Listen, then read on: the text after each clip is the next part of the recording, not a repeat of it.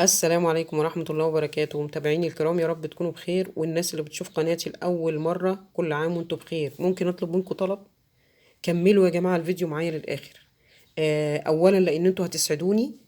ثانيا لأن ده بجد هيسحب الطاقة منك السلبية كلها، هيلهيكي عن انك تفكري. الناس اللي هي عندها مقاومة الأنسولين عالية، هيلهيكي عن انك انت تفكري في الأكل. وبالتالي هيظبط لك مودك، وبالتالي هيظبط لك شهيتك. الناس اللي هي عندها اكتئاب او مرت بحالة حزن نتيجة فقد احد الاحبة، يعني زي الاب والام. بالنسبة لي ربنا يرحمهم رحمة واسعة. كملي معايا لو سمحتي الفيديو للاخر. ده هيلهيكي عن انت تقعدي تفكري في الاحزان وتقعدي تسترجعي الاحزان، وهيسحب منك الطاقة السلبية. انا امبارح كنت نزلت فيديو عن اعادة التدوير، واستخدمت الدهون اللي انا حوشتها معاكم، وعملت الصابون الطبيعي.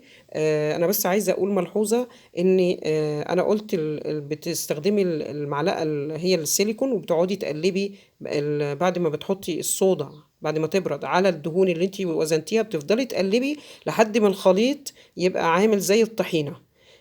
هياخد منك ساعتين ثلاثة على حسب ما الدهون، صفات الدهون اللي عندك، جودة الدهون اللي عندك. فقلبي لحد ما يوصل الخليط معاكي زي الطحينة التقيلة، وبعدين حطيه في الكوباية اللي هي موبوز دي، عشان تعرفي تصبيه في القوالب كده. عايزة اوريكم بس، يعني انا بالنسبة لي حاسة بسعادة كبيرة جدا. وانا يعني بصوا، ده الصابون بتاع امبارح. شايفين؟ شايفين؟ انا والله العظيم حاسه بسعاده كبيره جدا، يعني الشكل طالع تحفه. حاسه ان انا عملت مجهود حلو. ده في حد ذاته خلاني يعني خدمه طاقتي السلبيه، وفي نفس الوقت وفرتي. شايفه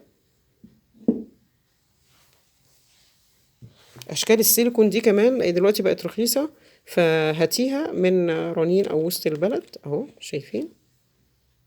بصوا. وبالنسبه لسكان اكتوبر هيجيبوها من السوق السادس المركزي، اللي هو عند في الحي السادس. شايفين؟ ده الصابون اللي ناتج من الفيديو بتاع امبارح، اللي هو النفسية والأكل، يعني يعني هواياتك والوزن. نفسية والأكل يعني هواياتك والوزن. اعملي الصابون الطبيعي من الدهون بدل ما ترميه.